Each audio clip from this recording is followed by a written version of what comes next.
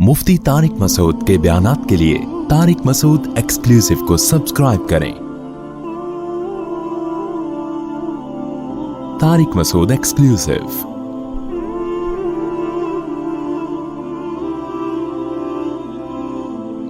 जब नाबालिग बच्चे का बाप मर जाए तो उस बच्चे की जायदाद को भी लोग लूटते हैं।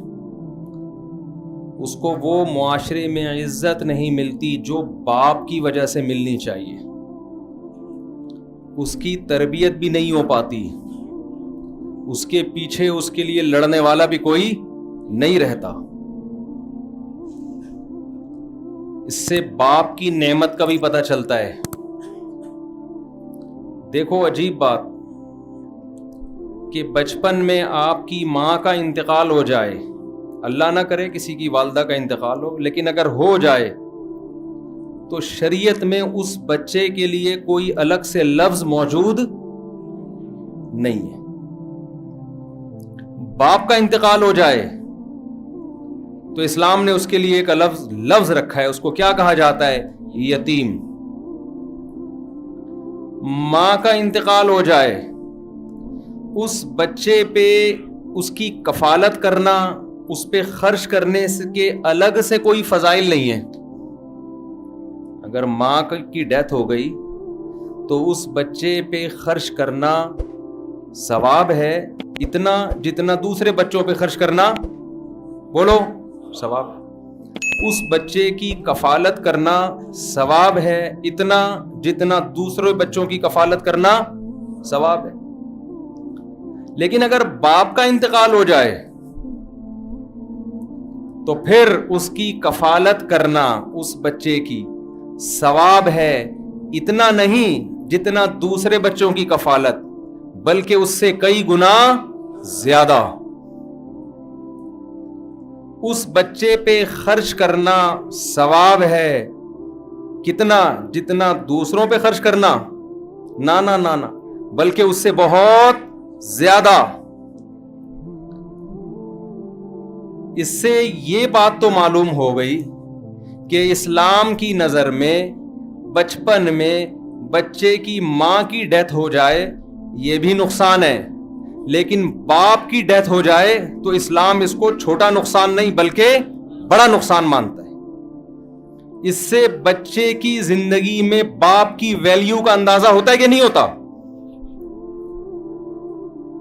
अभी मुझे गुस्सा आना शुरू हो गया क्योंकि मैं भी बाप हूं ना। मां की अपनी हैसियत है, लेकिन मेरे भाई बाप भी कोई चीज होती है, ठीक है ना? उसको भी कोई थोड़ा सा प्रोटोकॉल, क्योंकि आजकल मुआशरे में, सोसाइटी में अब्बा की वैल्यू खत्म। एतदाल नहीं है किसी भी चीज में, किसी चीज में। तो मां के हुकूक बहुत ज्यादा है, इसमें दो राय नहीं हो सकती, लेकिन जो बाप के हुकूक हैं वो भी उसको देने चाहिए। हमारी सोसाइटी में हो क्या? मेरा टॉपिक नहीं है, टॉपिक तो मैं भी वो दरमियान में मेरे क़याम ताम आता रहता है। हम जब हाईवे पे चलते हैं ना, दरमियान में क़याम ताम, तो असल टॉपिक जो है वो तो मैं उस पे आ रहा हूँ, लेकिन ये बीच में कुछ टेक्निकल पॉइंट की बातें आती रहती हैं, ये आती रहेंगी। तो यतीम का लफ्ज आया ना, तो उससे मुझे ख्याल आया कि ये भी थोड़ा सा मैं समझा दूं आप लोगों को कि इस्लाम की नज़र में बचपन में बच्चे के लिए जैसे माँ की वैल्यू है, बाप की वैल्यू उससे ज्यादा है। इसलिए जो ख़वातीन मेरा बयान सुन रही हैं, मैं उनसे गुजारिश करना चाहूंगा कि थोड़ा अपने मियाँ को भी घर में प्रोटोकॉल दे दिया करो। अभी जिंदा है ना, इसलिए इसकी वैल्यू आपकी नजर में नहीं है। अभी ये कमाने की मशीन है। किसी दिन 6 अंडे मंगवाए और एक नहीं लेकर आया, 5 अंडे ले आया, तो कैसी झाड़ पड़ती है मियां को? कभी कोई काम ढंग से किया ही नहीं है। असल में मकसद पैसे बचाना था और इस तरह की चीजें। जिस दिन ये मार्केट से शार्ट हो गया ना, तुम्हारे बच्चों का कोई पुरसाने हाल नहीं होगा। तरबियत के लिए तरसोगी, जायदादों पे नजर टिका के बैठ जाएंगे लोग। तो माँ के अपने हुकूक हैं। नबी सल्लल्लाहु अलैहि वसल्लम ने फरमाया, हुस्न अखलाक में माँ का हक बाप से 3 गुना ज्यादा। صحیح حدیث ہے، رسول اللہ صلی اللہ علیہ وسلم کی خدمت میں ایک صحابی حاضر ہوئے، عرض کیا یا رسول اللہ من احق الناس بحسن خلقی، سب سے زیادہ اچھے اخلاق سے میں کس کے ساتھ پیش آؤں، دنیا میں کون ہے؟ ہم سے اگر یہ سوال ہوتا ہم کہتے اپنے باس سے، کیونکہ اس سے آپ کو کیا ملتی ہے؟ تنخواہ۔ آپ کسی سے بھی مشورہ لینا تو وہ کہے گا یار سب سے تمیز سے کس سے بات کیا کرو؟ ابے بھائی بول لو نا، باس سے، سیٹھ صاحب سے، علاقے کے ناظم سے، محلے کے بدماش سے، ایس ایچ او صاحب سے، ڈی ایس پی صاحب سے، اور ہم کرتے بھی ہیں۔ حضرت حکیم اختر صاحب رحمہ اللہ تعالی اکثر ڈی ایس پی اور ایس ایچ او کی مثال دیا کرتے تھے کہ جن کو بہت غصہ آتا ہے نا، پولیس آفیسر کے سامنے، علاقے کے ایس ایچ او کے سامنے نہیں آتا ان کو غصہ کبھی بھی، وہاں بڑے آرام سے تمیز سے بیٹھے رہتے ہیں، باس کے سامنے غصہ نہیں آتا۔ تو ہم سے اگر کوئی پوچھتا ہم کہتے ہیں محلے کے دادا سے، جب بھی تمیز سے بات کرو اخلاق سے، کس کے سامنے؟ محلے کے دادا سے، اس کے سامنے غصہ نہیں چلے گا، غصہ کیا تو وہ آخری غصہ ہوگا۔ بدماشوں سے، ڈاکو آتے ہیں نا، لوگ کہتے ہیں آرام سے دے دیا کر بھائی، کراچی میں ڈاکوؤں کا راج چل رہا ہے، تو ویسے کون سا ڈاکوؤں کا راج نہیں تھا؟ یعنی حیرت کی بات ہے، لوگ کہتے ہیں ڈاکوؤں کا راج ہے، تو ویسے بھی تو ڈاکوؤں کا راج ہی تھا نا، چہرے بدلتے ہیں ڈاکوؤں کے۔ تو ڈاکو آئے تو لوگ کیا کہتے ہیں، ماں باپ بھی کہتے ہیں بیٹا کوئی موبائل چھیننے کی کوشش کرے تمیز سے دے دینا۔ تو ہماری نظر میں سب سے اچھے اخلاق سے ہم اگر کسی کے ساتھ پیش آئیں تو وہ ڈاکو ہے۔ کیا خیال ہے؟ آئے تو آپ دیتے بھی ہیں اور کانپ بھی رہے ہوتے ہیں کہ سر یہ قبول کر لیں نذرانہ ہماری طرف سے، ٹھیک ہے نا، یہ قبول کر لیں۔ لیکن ان تمام لوگوں کے ساتھ جب آپ اچھے اخلاق سے بات کرتے ہیں، اس پہ آپ کی جان بخشی بھی ہو جاتی ہے، پیسے بھی مل جاتے ہیں، تنخواہ بھی مل جاتی ہے جب باس سے بات کریں گے۔ لیکن ان میں سے کسی کے ساتھ اچھے اخلاق سے بات کرنے پر ثواب بالکل بھی نہیں ملتا۔ سمجھ رہے ہو؟ اکثر میں ایئر ہوسٹس کی مثال دیتا ہوں نا، ایئر ہوسٹس جو آپ سے اچھے اخلاق سے بات کرتی ہے جہاز میں، تو کیا ثواب ملتا ہے اس کو؟ قیامت کے دن وہ پیغمبر کے ساتھ ہوگی، نبی نے فرمایا نا جس کے سب سے اچھے اخلاق ہوں گے قیامت کے دن میرے ساتھ ایسے ہوگا، یا میرے سب سے قریب ہوگا، اس طرح کے الفاظ ہیں۔ تو کیا پھر تو ساری ایئر ہوسٹسیں کہاں جائیں گی؟ جنت میں۔ اور W11 کے جتنے کنڈکٹر ہیں وہ جہنم میں جائیں گے سارے۔ کیا خیال ہے بھائی؟ اب یہ باہر والوں کو W11 کا مطلب ہی نہیں پتا ہے، میرے بیان باہر جاتے ہیں کہتے ہیں W11 کیا ہوتا ہے، یہ چیز بتانے کی نہیں ہے، یہ کراچی آؤ بیٹھو پتہ چلے گا W11 کیا ہوتی ہے۔ تو جتنے کنڈکٹر 4K 4J پتہ نہیں کون کون سی بسیں، رکشے والے، یہ تو معاذ اللہ سارے کہاں جائیں گے پھر؟ جہنم میں۔ اور ایئر ہوسٹس جتنی بھی ہیں کہاں جائیں گی؟ جنت میں، کیونکہ ان سے اچھے اخلاق ہم نے کسی کے بھی، میں نے آج تک بہت سفر کیا جہازوں میں، کسی ایئر ہوسٹس کو میں نے کبھی غصے میں نہیں دیکھا۔ لوگ کہہ رہے ہوتے ہیں یار کبھی کسی ایئر ہوسٹس کو ہم نے غصے میں نہیں دیکھا، اور گھر آئے تو اپنی بیگم کو کبھی ہنستے رہے، بہت سے لوگوں نے کہہ رہے نہیں دیکھا ہم نے۔ تو یہ وہ اخلاق نہیں ہے جس پہ اس کو جنت ملے گی۔ اسی وجہ سے اس پہ اس کو تنخواہ ملتی ہے، پیسے ملتے ہیں، ہوسٹس اپنی پراپرٹی بنا لیتی ہے، ریٹائر ہونے کے بعد کھاتی ہے پیتی ہے۔ ایک مسکرانا وہ ہے جس پہ آپ سے خدا راضی ہوتا ہے، جس پہ آپ کو جنت ملتی ہے۔ تو صحابی نے اس اخلاق کے بارے میں پوچھا، من احق الناس بحسن خلقی، یا رسول اللہ سب سے زیادہ اچھے اخلاق سے میں کس سے بات کروں؟ یہ صحابی کا سوال تھا۔ آپ صلی اللہ علیہ وسلم چونکہ اللہ کے نمائندے ہیں، اللہ کا پیغام بندوں تک پہنچانے آئے ہیں، اگر کوئی عام آدمی ہوتا میرے جیسا تو میں یہی مشورے دیتا، بھائی کسٹمر سے اچھے اخلاق سے بات کرو تاکہ دوبارہ آپ کی شاپ پر آئے وغیرہ وغیرہ۔ لیکن ہمارے نبی کس کے میسنجر ہیں؟ اللہ کے۔ آپ کا کام تھا وہ بات کہنا جس میں اللہ کی رضا ہو۔ اللہ کس سے خوش ہوتا ہے؟ اور آپ نے اپنی ذمہ داری پوری کی. وہ ذمہ داری پوری کیا کی؟ آپ نے فرمایا امک، تمہاری ماں. کون سب سے زیادہ اچھے اخلاق کا مستحق ہے؟ تمہاری ماں. صحابی نے عرض کیا یا رسول اللہ ثم من، ماں کے بعد کون ہے؟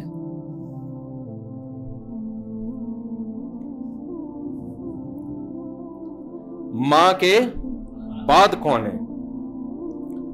آپ صلی اللہ علیہ وسلم نے فرمایا امک، ماں کے بعد بھی کون ہے؟ ماں ہی ہے. یہ عجیب بلاغت ہے کلام کی. دیکھو ہمارے نبی جو معلم تھے نا، معلم، تعلیم کے دو طریقے، ایک نیچرل وے میں پڑھانا کسی کو، ایک مصنوعی طریقے سے پڑھانا.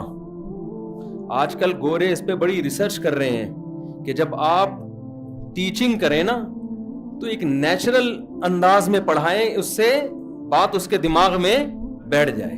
ہمارے نبی صلی اللہ علیہ وسلم جو اللہ نے آپ کو معلم بنایا، وہ الفاظ کے بکھیڑوں میں لوگوں کو نہیں الجھایا. بظاہر یہ جواب غلط ہے، بظاہر. صحابی کا سوال یہ ہے کہ ماں کے بعد، ثم کا لفظ عربی میں بعد کے لیے آتا ہے، اس کے بعد. تو اس کا مطلب یہ ہے کہ میں ماں کے بارے میں اب سوال نہیں کر رہا، تو جواب بھی ماں کے علاوہ کے بارے میں ہونا چاہیے نا. یار آپ لوگ کی سمجھ میں ہی نہیں آ رہی بات. بھائی سوال یہ تھا ثم من، اس کے بعد کون؟ ماں کو تو سمجھ میں آ گیا، ماں کے علاوہ کی بات کریں آپ. تو جواب میں اگر دوبارہ ماں کا تذکرہ کیا جائے تو یہ بظاہر غلط جواب ہوا کہ نہیں ہوا؟ اب کوئی قانون دان عربی گرامر کا ماہر بیٹھے گا تو کہے گا یہ گرامر کے لحاظ سے، یہ اصول کے لحاظ سے جواب کیا ہے؟ غلط. لیکن ہمارے نبی نے اس کی پرواہ نہیں کی ہے کہ جواب درست ہے کہ غلط ہے. ہمارے نبی نے تربیت کی ہے. کیا مطلب؟ جواب میرا غلط بھی ہے، اس کو صحیح کر لو. کیا مطلب؟ سوال اسی کے مطابق بنا لو. ماں کے بعد بھی ماں ہی ہے. کیا مطلب؟ تم جو ماں کے بعد کسی اور کو اچھے اخلاق کا مقام دینا چاہتے ہو، وہ بھی کس کو دے دو؟ ماں کو ہی دے دو. ذہن میں آتا ہے نا ماں کے بعد فلاں ہے جس سے میں اچھی طرح سے بات کروں گا، تو فلاں کو ہٹاؤ، وہاں بھی کس کو لے آؤ؟ ماں کو لا کے رکھ دو وہاں. صحابی نے عرض کیا یا رسول اللہ ثم من، تیسرے نمبر پہ کون ہے ماں کے بعد؟ 2 دفعہ تو میں سمجھ گیا، لیکن میرا جواب ابھی پورا مجھے نہیں ملا جواب. میں تو چاہ رہا ہوں ماں کے بعد پوچھوں نا، اس لیے انہوں نے سوال کو دہرایا. آپ صلی اللہ علیہ وسلم نے فرمایا امک، ماں کے بعد بھی تیسری دفعہ بھی کون؟ ماں. بڑی بلاغت ہے اس کلام میں کہ ماں کو اتنی محبت دو، اتنی محبت دو کہ جتنی کسی کو دے سکتے ہو نا محبت اور اخلاق، اس کو 3 سے ضرب دے کے کس کے ساتھ رویہ رکھو؟ ماں کے ساتھ. صحابی نے عرض کیا ثم من، اس کے بعد کون؟ آپ نے فرمایا ابوک، تمہارے باپ. چوتھے نمبر پہ کس کو رکھو؟ باپ کو رکھو. میں اس کو اپنے الفاظ میں یوں سمجھاتا ہوں کہ جب ہم کسی سے بات کرتے ہیں نا تو بعض دفعہ جب ہم کلام کرتے ہیں تو اگلا کہتا ہے، معذلہ تھوڑی نامناسب سی مثال ہے، کیا کتے کھا کے آیا ہوا ہے؟ کیا کوے کھا کے آیا ہوا ہے؟ کہتے ہیں نا. کس طرح سے بات کر رہا ہے؟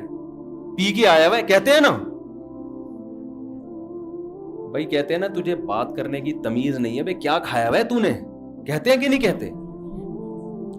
اور جب بہت میٹھے لہجے میں بات کرتے ہیں تو کیا کہتے ہیں؟ یار تو نے اپنے کلام میں مٹھاس ڈال دی ہے. تو حدیث کا مطلب یہ ہوا کہ جب ماں سے بات کرو نا تو اپنے کلام میں 3 چمچے چینی کے ملا دو. سمجھ رہے ہو؟ اتنا میٹھا کرو کہ 1 کپ کلام میں کتنے چمچے چینی کے؟ 3 چمچ چینی ڈالو. اور جب باپ سے بات کرو تو 1 چمچہ بھر کے ڈال دو چینی کا. میٹھا وہ بھی ہوگا، لیکن ماں سے جب کلام کر رہے ہو تو اس مٹھاس کو کس سے ضرب دے دو؟ 3 سے ضرب دے دو. آج نہ ابا سے تمیز سے بات ہو رہی ہے اور نہ اماں سے تمیز سے بات ہو رہی ہے، گرل فرینڈ سے، اس سے ایسی تمیز سے وہ روٹھ جائے گی تو ناراض ہو جائے گی تو اس کو منانے کی فکر میں لگے ہوئے ہیں. بیوی کو بھی منا لیتے ہیں کیونکہ اس سے بھی اپنے مفاد ہیں، دوست کو منا لیتے ہیں، لیکن ماں باپ کی فکر نہیں ہے. تو خیر میں جلدی سے اصل موضوع کی طرف آتا ہوں، یہ تو درمیان میں بات آ گئی. تو یہ اللہ نے ماں کا حق دیا ہے کہ ماں سے جب کلام کریں گے نا انتہائی محبت والے لہجے میں. باپ سے اگر آپ نے کلام میں تھوڑی سی نرمی کم بھی ہو گئی تو اتنا مسئلہ نہیں ہے، کیونکہ ابا ہے وہ ویسے ہی لگا دے گا ایک کھینچ کے، اگر تھوڑے سے آڑے ترچھے چلے. ماں تھوڑی لگا سکتی ہے. لیکن خوب سمجھ لو، اس کا یہ مطلب ہرگز نہیں ہے کہ اسلام باپ کو ویلیو کم دے رہا ہے، کیونکہ یتیم کے فضائل اسلام میں زیادہ ہیں. اس کا مطلب باپ کے مرنے کو اسلام اولاد کا زیادہ بڑا نقصان سمجھتا ہے بنسبت ماں کے مرنے کے. اس لیے اسلام نے سربراہ اگر کسی کو بنایا ہے، آرڈر اگر کسی کا چلے گا تو وہ باپ کا چلے گا. باپ اور ماں کے آرڈر میں اگر ٹکراؤ ہوگا تو اسلام اولاد کو کیا کہتا ہے، کس کو فالو کرنا ہے؟ باپ کو فالو کر رہے ہیں. پھر آج ہماری خواتین میں یہ بڑا مسئلہ ہو گیا ہے، یہ بڑا مسئلہ ہو گیا ہے کہ گھر میں باپ کی حیثیت ایک مکھنچو کی بنتی جا رہی ہے. مکھنچو سمجھتے ہیں جو ہیں، جو یہاں بیٹھے ہوئے ہیں، کیونکہ ہم لوگ یورپین کلچر کو لے رہے ہیں خواتین کے حقوق کے نام پہ نا. عورت کی آزادی آزادی آزادی آزادی آزادی، اتنی آزادی کہ بھائی کی دسترس سے آزاد کر دیا، باپ سے آزاد کر دیا، اور سارے خاندان سے اس کو آزاد کر دیا. اپنی وہ پرسنل لائف ہے جیسے چاہے گزارے. اس کے سائیڈ ایفیکٹ کیا ہیں، اس سے کیا بربادیاں معاشرے میں آتی ہیں، لمبا ٹاپک ہے، اس پہ میں کئی بار بات کر چکا ہوں. یعنی غلو ہے، رائٹس دینے پر آئے ہیں ویمن کو، تو ایسے رائٹس دے دیے جو نیچر کے خلاف، اور مرد کی ویلیو گھر میں 2 ٹکے کی نہیں رہی ہے. اسلام نے بیلنس رکھا ہے. عورت کو حق یہ دیا کہ سربراہ تو مرد ہی ہوگا، لیکن عورت کا حق کیا ہے؟ اس سے مرد محبت کرے، اس کے حقوق پورے کرے. جو خود کھاتا ہے اس کو کھلائے، جو خود پہنتا ہے اس کو پہنائے. یہ نہیں کہ باہر دعوتیں پھوڑ رہا ہے اور لگژری لائف گزار رہا ہے اور بیوی کو گھر میں قسم پرسی کی حالت میں رکھا ہوا ہے. تو وہ اپنے حقوق ہیں، لیکن میرے بھائی سربراہ کس کو بنایا ہے؟ بولو، باپ کو بنایا. یہ میں اس لیے نہیں کہہ رہا آپ کے حقوق دلانا چاہتا ہوں، میں اس لیے نہیں کہہ رہا. گھر میں مرد کے سربراہ نہ ہونے سے جو فسادات پھیل رہے ہیں، ہمارا کلچر جو تباہ ہو رہا ہے نا، اس کی تباہ کاریاں کی لسٹ اتنی بڑی ہے کہ اگر میں ان کو بیان کرنا چاہوں تو صبح ہو جائے گی، وہ ختم نہیں ہوں گے. اتنے فسادات پھیل رہے ہیں اس سے. صحیح بخاری کی حدیث، لن يفلح قوم ولوا اہم امورهم الى المرأة او كما قال صلی اللہ علیہ وسلم. وہ قوم ہرگز کامیاب نہیں ہو سکتی جو اپنے اہم معاملات عورت کے سپرد کر دے. نہیں آ رہی میرا خیال ہے بات؟ جو اہم معاملات کس کے حوالے کر دے؟ عورت کے. جہیز کتنا دیا جائے گا کون فیصلہ کر رہا ہے؟ پیسہ باپ کا خرچ ہو رہا ہے، فیصلہ کون کر رہا ہے؟ اماں. جہیز دینا بھی ہے کہ نہیں دینا کون فیصلہ کر رہا ہے؟ اماں. مکس گیدرنگ ہوگی، ناچ گانے ہوں گے، یہ زیادہ تر کس کی چل رہی ہے اس میں؟ شوہر اگر چاہ بھی رہا ہوتا ہے یار ہم سادگی سے کریں، لیکن چلتی کس کی ہے؟ حتیٰ کہ آپ کی بچیاں پورے کپڑے پہنیں گی یا ادھورے کپڑے پہنیں گی، اس میں کس کی بات مانی جاتی ہے؟ اکثر جو خواتین بیان سن رہی ہیں ان کے علاوہ کی بات کر رہا ہوں میں. اکثر کیا ہوتا ہے، مرد کہتا ہے بھائی میری بیٹی پورے کپڑے پہنے گی، فوراً عورتیں کیا کہتی ہیں؟ ایک تو آپ کو پتہ نہیں کہ اتنی سی بچی ہے، اتنی سی بچی ہے، کیا ہو گیا؟ آدمی فوراً ڈھیر ہو جاتا ہے اس کے سامنے. تھوڑا غیرت دکھاؤ بھائی، جب میرا لڑکا پورے کپڑے پہن سکتا ہے تو میری بیٹی بھی پورے کپڑے پہنے گی. میں آپ کو ایک تجربہ کرواتا ہوں. آپ اپنی بیٹی کو پورے کپڑے پہناؤ، چھوٹی بچی کو اسکارف پہناؤ، اس کی موبائل میں تصویر لو اور ایک ویسٹرن ڈریس پہنا کے تصویر لو. خدا کی قسم زمین آسمان کا فرق لگے گا. اسکارف میں، مکمل فراک میں آپ کو اس پہ زیادہ پیار آ رہا ہوگا، اور وہ جو ویسٹرن ڈریس پہنا ہوا ہوگا نا اس میں آپ کو وہ اچھی نہیں لگے گی. سمجھ میں آ رہی ہے کہ نہیں آ رہی ہے؟ دیکھو بیٹی اور ماں کا رشتہ الگ اسٹائل کا ہوتا ہے. بیوی ویسٹرن ڈریس میں اچھی لگے گی آپ کو, ماں ویسٹرن ڈریس میں اچھی لگے گی؟ بولو نا, ایک دن اپنی اماں سے بولو اماں یہ ذرا اسکرٹ پہن کے آؤ, اور ایک دن بولو پراپر پورا ڈریس پہن کے سر پہ چادر رکھ کے آؤ. خدا کی قسم جب چادر رکھ کے آئے گی ماں پہ پیار آئے گا آپ کو, اس کی گود میں سر رکھ کے سونے کا دل کرے گا آپ کا. یہی رشتہ بہن بیٹی کا ہوتا ہے. فرق ہی ختم کر دیا ہمارے معاشرے میں.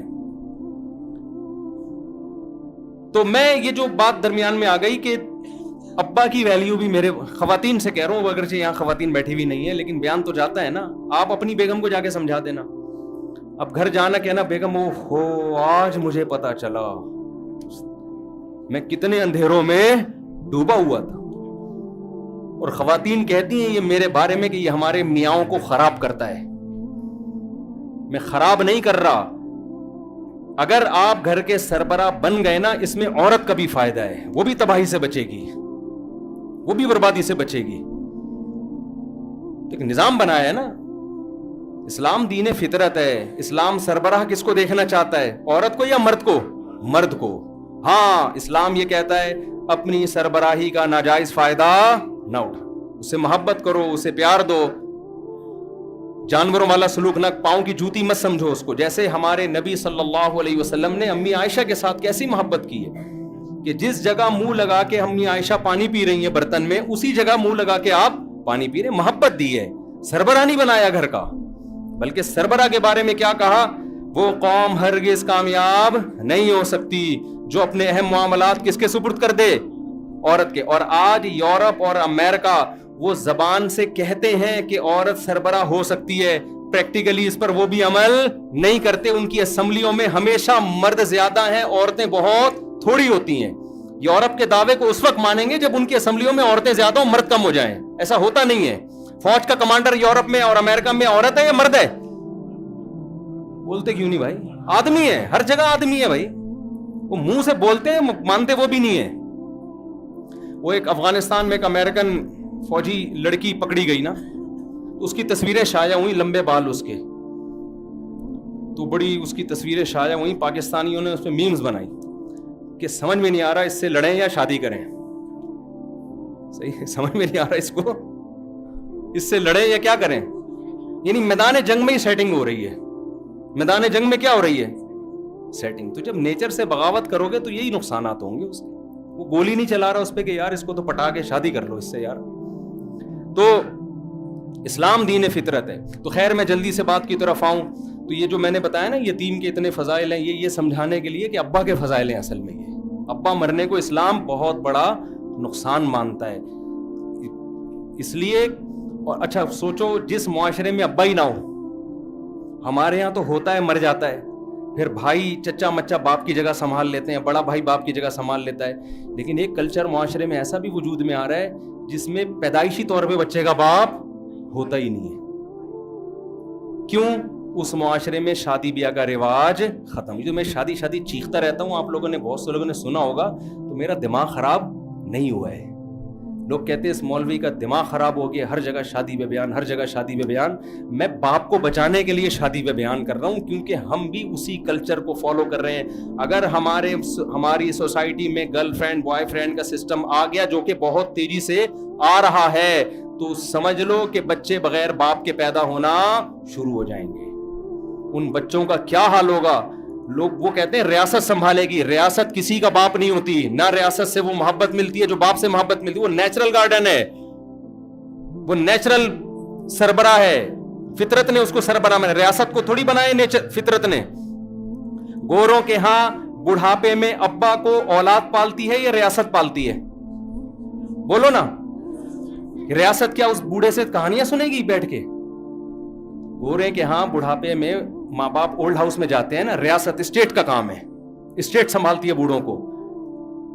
اب مجھے ایک بات بتاؤ, ہمارے ہاں پوتے نواسے سنبھالتے ہیں, تو فطرت نے پوتے نواسوں کے دل میں جو دادا نانا کی محبت رکھی ہے وہ اسٹیٹ کے دل میں رکھی ہے. ہم یاد ہے ہم اپنی دادی سے کہانیاں سنا کرتے تھے, اپنے نانا سے ہم کہانیاں سنا کرتے تھے, ان کے پاؤں دبایا کرتے تھے, ان سے سر پہ ہاتھ پھروایا کرتے تھے. سفر میں جا رہے ہیں تو ان سے پوچھ کے, کہیں بیرون ملک سفر سے آ رہے ہیں تو سب سے پہلے نانی دادی کے پاس پیش ہوں گے. ریاست یہ کام کرے گی بوڑھوں کو, یہ پروٹوکول دے گی بوڑھوں کے لیے؟ تو یورپ نے تو سب کچھ ریاست اور اسٹیٹ کے ذمہ ڈال دیا ہے. ریاست تھوڑی کہانیاں, وہ تو اولڈ ہاؤس میں جمع کرا دے گی, ایک ڈاکٹر لگا دے گی کہ اس کو جو کوئی پتھری وتھری ہو تو نکال دینا, بلڈ پریشر ہائی ہو تو چیک کر لیں, اس سے زیادہ نہیں کر سکتی وہ کچھ. تو اس لیے ابا کی ویلیو پہچانیں, اور ابا کو اگر بچانا ہے نا تو اس کے لیے نکاح کو معاشرے میں پروموٹ کرنا پڑے گا, جلد شادی کو پروموٹ کرنا پڑے گا معاشرے میں. اگر یہ نہیں کرتے تو ہمارا معاشرہ ابا لیس ہو جائے گا. سمجھتے ہو کہ نہیں سمجھتے؟ ابا فری معاشرہ ہو جائے گا, ابا نہیں ملیں گے. جیسے وہاں بہت سارے کے ابا کچھ کو ہوتے ہیں, کچھ کے نہیں ہوتے.